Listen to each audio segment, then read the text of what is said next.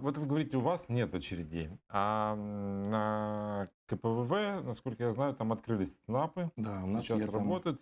И очень много нареканий было по поводу того, что там то нет интернета, то нет сотрудников, то как-то очень сложно воспользоваться этими услугами именно на КПВВ.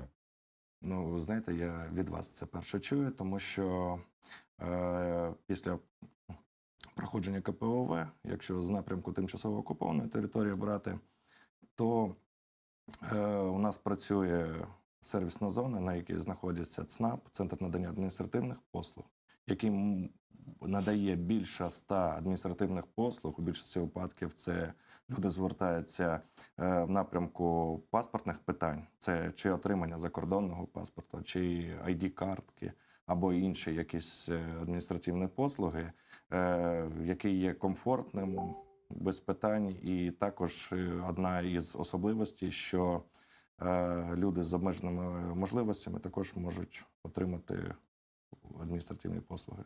А как вы считаете, это удачная была идея создавать на КПВВ ЦНАПы?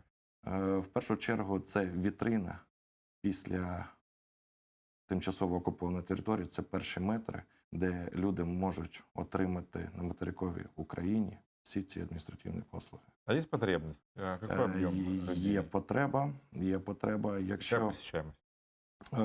посещаємость десь приблизно до 70 осіб кожного дня. Да.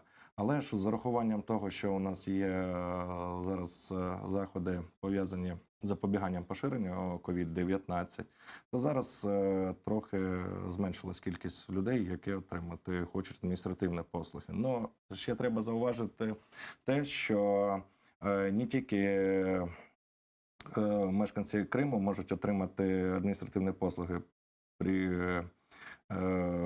після КПВВ, але ж і 8 населених пунктів, які поряд знаходяться, наприклад, Чонгарська сільська рада, також люди можуть звернутися до цього ЦНАПу і отримати ці адміністративні То есть послуги. этот ЦНАП это уже после перехода границы, после да. перехода контроля на материковой. Да. І окрім того, в майбутньому, гадаю, найближчим часом запрацює у нас і автостанція, де люди зможуть вже скористатися транспортними послугами.